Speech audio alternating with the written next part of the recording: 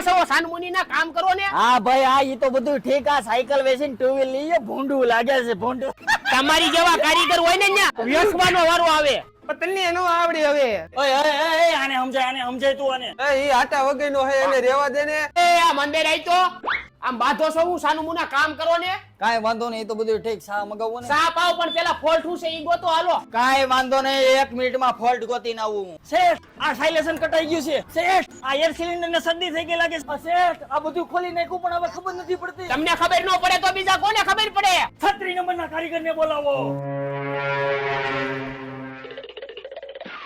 fault ક્યાં છે ઈ કયો